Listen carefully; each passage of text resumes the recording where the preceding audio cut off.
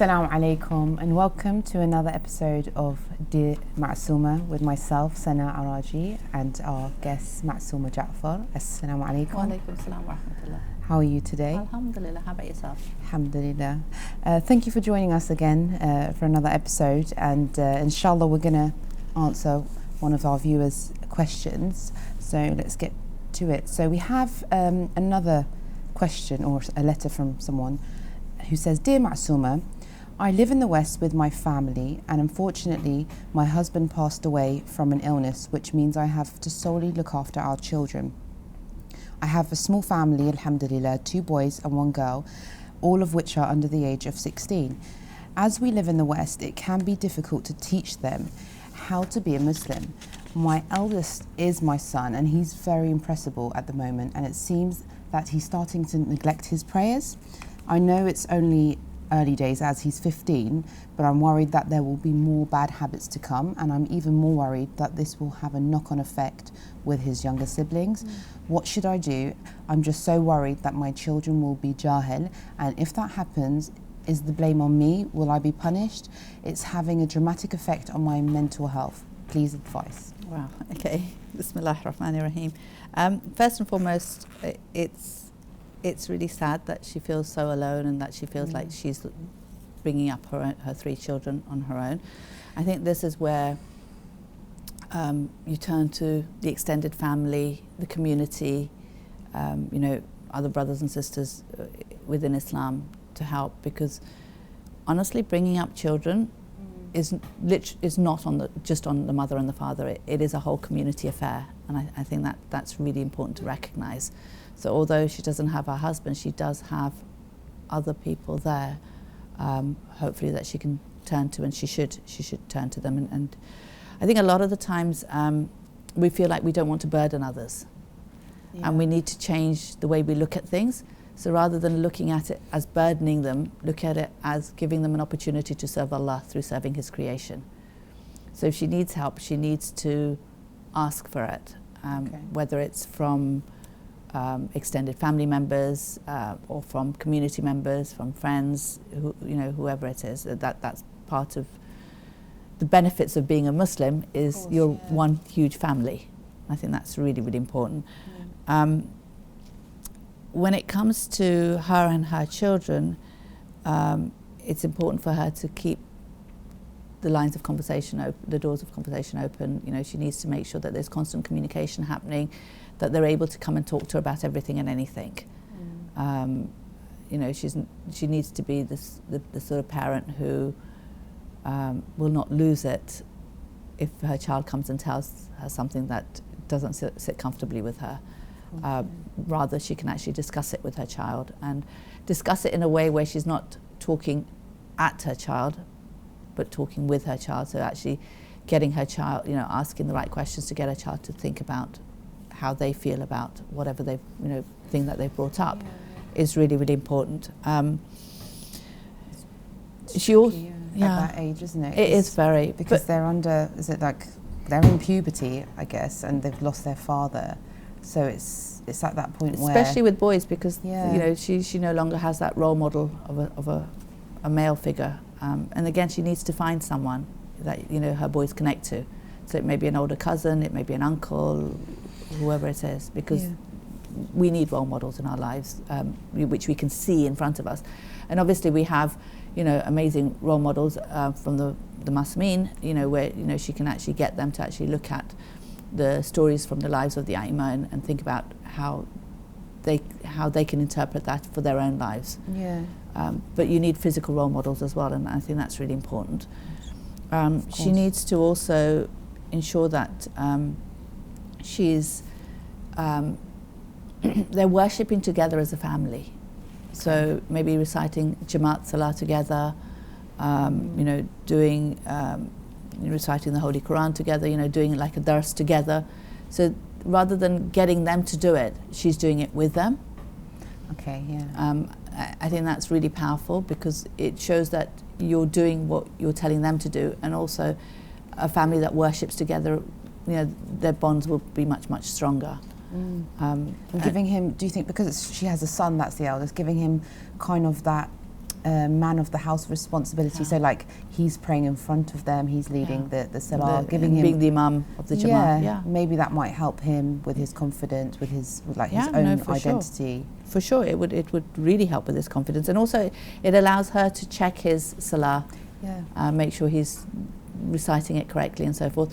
It will give him more focus because now he's leading the family, and because he doesn't have a father, then he would take that man of the house role as well, which is important. Of course, and also then he realizes that what he does affects his siblings as well, and not only his siblings but his mother as well, because now he's leading them in salah, and in the same way he will be leading them in life as well. So it's very subtly putting that thing in his mind, but without putting the pressure or the burden of actually being the man of the house.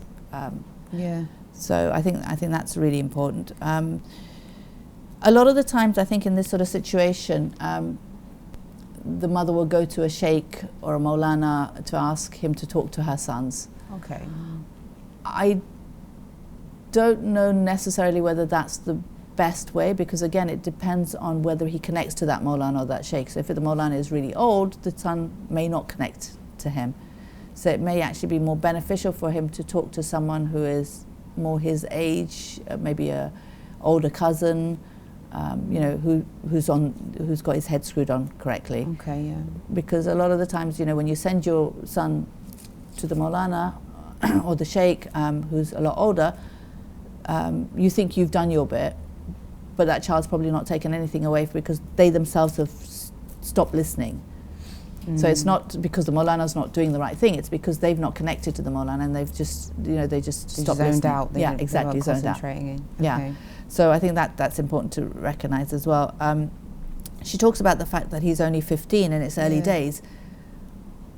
I would actually disagree, because he's Ballack at the age of 15, so it's important that he is doing the wajibats and ensuring that he's fulfilling his duties to God, because you can't, we have we have in our mind that you become an adult at the age of 18 because that's what the West has taught us, whereas in Islam it's when you become Ballack you're responsible for your duties. So at the age of 15 I'm sure he must be Ballack. Of course, So it's important for her to recognize that it's not actually early days. It's important that he's doing the wajibat. So if he's not praying, if he's neglecting his prayers, then she needs to, sit him down and actually talk to him and ask him why he's not praying, why he thinks that God has made salah obligatory on us, what are the benefits of it, what difficulty does he find in it, why, and have that conversation with him so that she can actually see where his head is at, what his understanding of salah is, and then hopefully try to get him to understand how important it is for himself that he prays. Because again, it's, we think we're doing God a favor by praying, but it doesn't make God a bigger God because Masuma prays, or it doesn't make him a lesser God because Masuma doesn't pray. It's me that is affected. If I don't pray, then my soul is not being fed, and therefore I will be the one who becomes ill and unhealthy. In the same way, it's like if I don't eat, I'm not doing God a favor, or if I eat or don't eat, it's my body that will be affected. But because I see the benefits of eating, or I see the ills of not eating, then I will eat even when I don't feel like eating, because I know I have to, otherwise I will get weak and I will get ill and so forth. Whereas I don't see it in the physical realm, the benefits or the ills of praying or not praying, and therefore I don't give it the value that it deserves. Exactly, and there could be other factors like should she restrict his time outside of the home, his friendship groups, like his technology, because obviously they've gone through a big change, a grieving time, and a lot of children try and rebel on these things because they don't know how to deal with grief. So how should she kind of monitor him? Should she give him a restriction of how many, how long you can be out, who you're with, what type of things can she also do? Because it might not just be Salah and Quran, that's it within the home, but there are environmental factors that also... I think if you're looking at, he's 15 years old, so to actually sort of clamp down on him with restrictions may not work. Okay. She needs to know who his friends are. That's Okay. really, really important, that he has the right friends, because they have a huge effect on, you know, like sort of pulling him one way or another. So that's really, really important. And obviously, if she is expecting him at home at a certain time or restricting his time, she needs to explain to him why. So rather than just sort of saying to him, okay, you can't go out at this time, or you can't do this, or you can't do that, it's a matter of, you know, I need you to be home at this time because otherwise I will worry. Okay. Or I need your help with your younger siblings. You know, so it's sort of explaining why she's putting those restrictions, rather than just putting those restrictions with no explanation, or putting those restrictions to try to force him into a way of acting which won't work at this age. Okay. So it's actually having those conversations again, where she's trying to treat him like an adult, because he is an adult. In Islam, he is an adult. So actually talking to him as an adult, getting him on board as her partner in bringing up the other children. Okay. Because she doesn't have a husband, so he needs to help her with that, without putting too much burden on him, so he doesn't lose out on his childhood in a way, sort of thing. I think that's really, really important. Again, I think she needs to role model what religion is. She needs to role model how to, you know, behave as a Muslim, and her children need to see that in action rather than just words. Okay. And in a way, although it sounds really mean, it's actually easier when you're one parent, because you're totally in control. Yeah. No, It's very difficult because all the burden is on you, but at least you're on the same page, because there's no one else to argue with. Yeah. Usually when you have a when you have a husband or you know, a spouse, they have a different way of thinking and looking at things, and you may be on different pages, and that becomes very difficult as well. So there are pluses and minuses to all life situations, and I think recognizing that and concentrating on the pluses rather than the minuses will help her mental state as well. Of course, yeah. The thing that I really want to look at, which I think is really, really powerful, is that she talks about that she's worried that my children will be jahil, and if that happens, is the blame on me? Will I be punished? And it's having a dramatic effect on her mental health. I think that's quite powerful, because I think a lot of parents don't know when to step back, when not to, how much blame is on them. You're in control to a certain extent when your child is young, and that's probably only up to the age of 2, because then when the terrible twos kick in, the child becomes independent, and that's what the terrible twos is about, trying to, the child showing their independence, and you know, sort of showing that you can't control me anymore. Exactly, yeah. And that's where the tantrums come from, because you know, they're just recognizing that they no longer need to listen to you. But they will continue to a certain extent, because they still have this love of wanting to please their parents till about, I suppose, 6, 7, and then they start sort of wanting to please their friends more than their parents, and you know, the whole dynamics of relationships changes then. My question would be, when does a parent step back from being a parent? It's very true. Never really, is it? Exactly, because you're always a parent. You can't stop being a parent, even when they're in their 30s, 40s. If you're still alive, you're still their parent. If you knew your child had some sort of illness, your motherly instinct would kick in, and it wouldn't matter what age they were, you would be there to help them through that illness. Yeah. So in the same way, when it comes to religion, if they have a spiritual illness, your motherly instinct should kick in, and you would want to help them through that spiritual illness as well. So I don't think there ever comes a time where you stop telling your children to do wajib and stay away from haram. I think that as a parent will always be there. It just requires a lot of patience, really, isn't it? Because you'll be faced with this, especially as a teenager. You'll be faced with so many ups and downs, and it will be a bit of a roller coaster, but you're saying to kind of just persist, and the consistency. Yeah, very, very important. With the child. Yeah, it's very, very important that the consistency is there, and it's not just in what you're telling them, but the way you're acting as well is really, really important. I think children pick up on that. And again, if you're treating him like an adult and talking to him and explaining to him, that's more powerful than talking at him. As teenagers, they will switch off the minute they feel like they're being lectured to. So it's really important that she has these conversations. She needs to, again, I don't know how she's brought up her children, but she needs to ensure that her children's belief system is strong. You know, the foundation is there. So if she's not actually sat down and you know, talked to them and had those discussions of why there is a God, why he must be just, why there must be a day of judgment, and why he chose to send down messengers and so forth, she needs to have those conversations. It's not enough that they're taught this in the madrasa. It's something that you need to constantly be learning and bettering your knowledge on.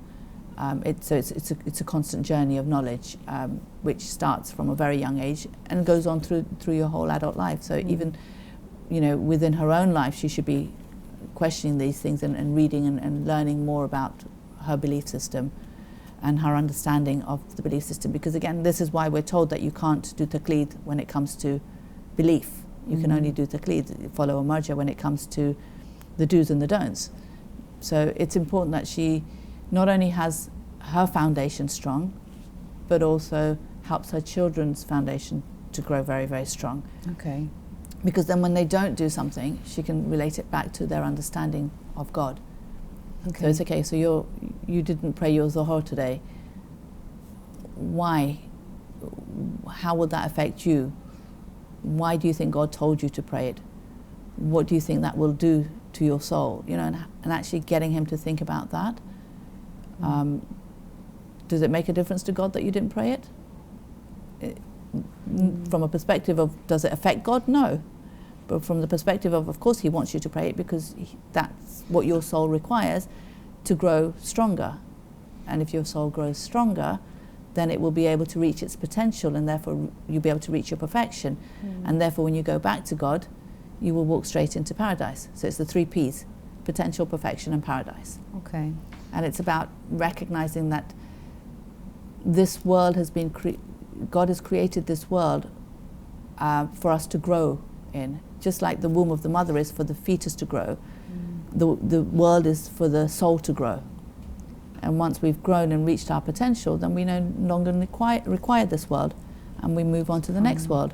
And again, it would be a beautiful way to teach the children that their father hasn't just died, he's moved on to the next stage of his journey, because I'm sure that must have had a huge impact on the children as well, the death of their father.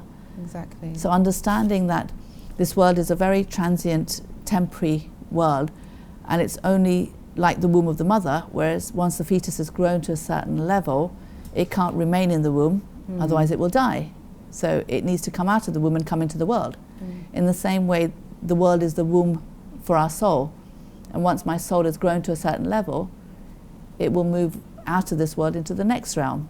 Okay. Yeah. So your father is already on his journey, and he's waiting for us to move on our journey. And again, that will give them something to work towards so that they can join their father. Yeah, it's a good way of thinking, really. But if, for example, a child is putting up barriers and the mother is finding it difficult to have these conversations with their child, they're not listening, maybe this experience has kind of made them shut their walls and they don't want to just talk about anything. How could she go about building a relationship? Like, what could she do? Does she take him out just by himself, have a bit of one-on-one time? How can she kind of recoup that bond between the two of them? Maybe that child was like really close with their father and confided in their father, and now that person is gone, they've shut themselves off. So, I mean, he's the eldest, so I'm sure he remembers his father the most. I don't know the age of the others, and I don't know how long their father has passed away. But obviously, he will be affected the most because he's the eldest and he has, more memories and more of a relationship with his father when it comes to sort of remembering things. So he will be affected the most. But even I think the others, I think, you know, you don't have to wait until breakdown happens. Okay. I think it's important that you have a one-to-one with each of your children. You know, you spend time as a family, but you need to also spend time on a one-to-one with each child. And I think that's really, really important for parents to do. You know, for both mothers and fathers to have a one-to-one, so that the child is building a relationship with the mother on their own and the father on their own, and then they're building the family relationship as well. And then they're building the sibling relationship as well, and that can only, you know, and then the parents need to have have time on their own, so they're building the couple relationship, and all these relationships are built by having that quality time. So it's important to recognize that, and it doesn't necessarily mean that there has to be something going wrong before you do that. You should be doing that beforehand anyway. So I think that's really, really important, and maybe getting him to actually have time out with his siblings. Again, giving him that authority of you're the elders. You know, maybe you need to talk, especially to the brother. You need to talk to your brother. So, you know, sort of, or she could actually be discussing something about the siblings with him. It's like, oh, your brother or sister did this. How do you think we should approach it? That's a good idea. Yeah. So again, giving him that role of being the one that the mother relies on. But again, you don't want to overburden him. You've also got to realize that he is still a child, or I know he's an adult according to Islam, and you know, 15-year-old, but he is. You don't want to overburden him. You know, you want to sort of let him have a relaxed time as well, but you want to show that you do value his input, and I think that's really important, because once you give a child a role and you value their opinion, then they will live up to that role. Yeah. And I think that's very, very powerful. Yes, that's a good point to make. And I didn't want to forget about the mother's mental health as well. So she's having to deal with all of this, and it'd be dangerous to kind of forget her own mental health. She would also need to kind of make sure that she's okay. And, you know, would you suggest that she perhaps goes and seeks help, or speaks to someone in her community for her own you know, personal self? Yeah, so I think when you're the only parent, it's really difficult to find time for your own self. And I think, you know, just having that me time will help with that as well. So it's not even necessary that she needs to go to someone. It may just be that she's so inundated with just being a parent on her own. She just needs that me time. And so I think that's really, really important to recognise. Secondly, she talks about the blame that she feels. Will she be blamed? And she's obviously worried about that. You know, will she be punished? If she's done the best that she can, and she's put the foundation in, and she's you know, spent time teaching her children, then in the end they are adults, and it's their journey and it's their decision. And I'm not saying she should step away from it, but what I'm saying is the blame's not on her. So as long as you've done everything you can as a parent when they were younger, before they became Ballack, then when they become Ballack, then they make their choices and their decisions. And you know, hopefully they're making the right choices because you've actually taught them the right things. So recognizing that they are their own person and they will be held responsible for that, and that the accountability is not on her so much with that, is really important. The other thing that she can do is, you know, maybe if she feels like he needs to talk to someone else, they could go together, and he could go on his own and she could go on her own. So they're getting, you know, someone who's helping them through their own issues personally, but then as, you know, through their issues together as well. That's a good way, that helps as well. So then they both understand each other's kind of problems, so the son can see what the mother is struggling with, and vice versa. And when you're on your own, you actually understand your own problems and your own way of looking at things. So you're working on your own self, but then you're also working on your relationship with your parent or with your son. So, you know, it's really important to recognize that, you know, you not only need to talk to someone on your own, but you also need to talk to someone when you're having issues with someone else, with that person there as well. So that helps as well. No, that's great. Thank you so much, Masuma.